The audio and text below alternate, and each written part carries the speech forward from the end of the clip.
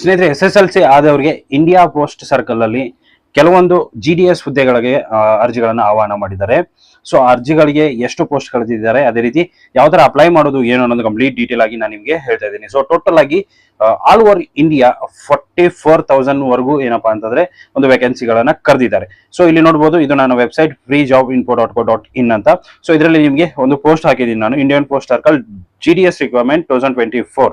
So total ಆಗಿ 44,228 ಪೋಸ್ಟ್ಗಳನ್ನ total ಆಗಿ ಕರೆದಿದ್ದಾರೆ. ಸೊ ಇಲ್ಲಿ ನೀವು ಓಪನ್ ಮಾಡ್ಕೊಂಡ್ರಪ್ಪ ಅಂದ್ರೆ ಕಂಪ್ಲೀಟ್ ಡೀಟೇಲ್ ಆಗಿ ನಾನು ಇನ್ಫಾರ್ಮೇಶನ್ ಅನ್ನ ಕೊಟ್ಟಿದ್ದೀನಿ. ಅಪ್ಲಿಕೇಶನ್ ಫೀಸ್ ಎಷ್ಟಿದೆ, ಯಾರ್ಯಾರಿಗೆ ಎಷ್ಟೆಷ್ಟಿದೆ ಅಂತ.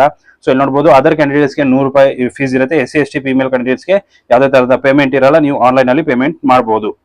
ಅದೇ ರೀತಿ ಇಂಪಾರ್ಟೆಂಟ್ ಡೇಟ್ಸ್ ಅಂತ ಹೇಳ್ಬಿಟ್ಟು, ರಿಜಿಸ್ಟ್ರೇಷನ್ ಆನ್ಲೈನ್ ಅಪ್ಲಿಕೇಶನ್ ಯಾವಾಗ ಸ್ಟಾರ್ಟ್ ಆಗುತ್ತಪ್ಪ ಅಂತಂದ್ರೆ 15/7 ಸ್ಟಾರ್ಟ್ ಆಗುತ್ತೆ.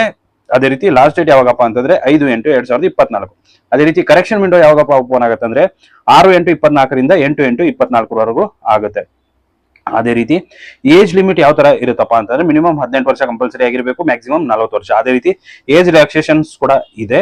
So as per the rules ಏನ್ ಮಾಡ್ತಾರಪ್ಪ ಅಂತಂದ್ರೆ ಏಜ್ ರಿಲ್ಯಾಕ್ಸೇಷನ್ ಕೂಡ ಮಾಡ್ತಾರೆ. ನೆಕ್ಸ್ಟ್ ಎಜುಕೇಶನ್ ಕ್ವಾಲಿಫಿಕೇಶನ್ ಆಗಿರ್ಬೇಕಂದ್ರೆ SSLC ಕಂಪ್ಲೀಟ್ ಆಗಿರ್ಬೇಕು.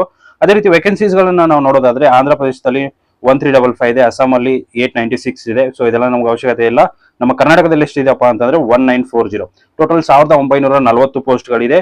ಅದೇ ರೀತಿ ನೀವು ಕೆಳಗಡೆ ಬಂದ್ರಪ್ಪ ಅಂತಂದ್ರೆ ನೀವು ಇಲ್ಲಿ ನೋಡಬಹುದು, ನೀವು ಡೈರೆಕ್ಟ್ ಆಗಿ ಅಪ್ಲೈ ಮಾಡ್ಕೋಬಹುದು, ನೋಟಿಫಿಕೇಶನ್ ನೋಡ್ಕೋಬಹುದು, ವೇಕೆನ್ಸಿ ಡೀಟೇಲ್ಸ್ ಅನ್ನು ನೋಡ್ಕೋಬಹುದು. ಅದೇ ರೀತಿ ಅಫಿಷಿಯಲ್ ವೆಬ್ಸೈಟ್ ಅನ್ನು ನೋಡಬಹುದು. ಸೊ ನಾನು ಏನ್ ಮಾಡ್ತೀರಪ್ಪ, ಅಪ್ಲೈ ಆನ್ಲೈನ್ ಮೇಲೆ ಕ್ಲಿಕ್ ಮಾಡ್ತೀನಿ. ಡೈರೆಕ್ಟ್ ಆಗಿ ಅಪ್ಲೈ ಆನ್ಲೈನ್ ಮೇಲೆ ಕ್ಲಿಕ್ ಮಾಡಿದ್ರಪ್ಪ ಅಂತಂದ್ರೆ ಇಲ್ಲಿ ನೋಡಬಹುದು GDS ಅವರ ಒಂದು ವೆಬ್ಸೈಟ್ ಇಲ್ಲಿ ಓಪನ್ ಆಗುತ್ತೆ. ಸೊ ಇಲ್ಲಿ ನಮ್ಮ ಕರ್ನಾಟಕದಲ್ಲಿ ಎಲ್ಲೆಲ್ಲಿ ಎಷ್ಟೆಷ್ಟಿದೆ ಅನ್ನೋದನ್ನ ನಾವು ವೇಕೆನ್ಸೀಸ್ ಕೂಡ ನೋಡ್ಕೋಬಹುದು. ಸೊ ಕರ್ನಾಟಕ ಸೆಲೆಕ್ಟ್ ಮಾಡ್ಕೊಳ್ಳಿ.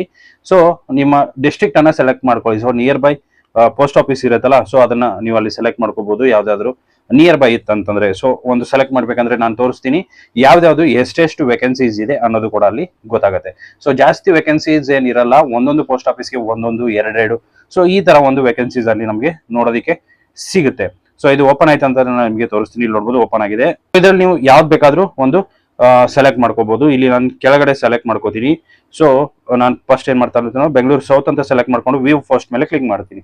ವ್ಯೂ ಪೋಸ್ಟ್ ಮೇಲೆ ಕ್ಲಿಕ್ ಮಾಡಿದಪ್ಪ ಅಂತಂದ್ರೆ ಬೆಂಗಳೂರು ಸೌತ್ ಅಲ್ಲಿ ಅಷ್ಟು ಓಪನಿಂಗ್ಸ್ ಇರುವಂತಹ ಅಷ್ಟು ಎಲ್ಲೆಲ್ಲಿ ಯಾವ್ಯಾವ ಓಪನಿಂಗ್ಸ್ ಇದೆ ಅಂತ ಇಲ್ಲಿ ತೋರಿಸುತ್ತೆ. ಇಲ್ಲಿ ನೋಡೋದು ಪೋಸ್ಟ್ ಆಫೀಸ್, ಯಾವ ಪೋಸ್ಟ್ ಆಫೀಸು ಎಷ್ಟು ವೇಕೆನ್ಸಿ ಇದೆ ಇಲ್ಲಿ ನೋಡಬಹುದು. ನಂಬರ್ ಆಫ್ ಪೋಸ್ಟ್ ಇದೆಲ್ಲ 1.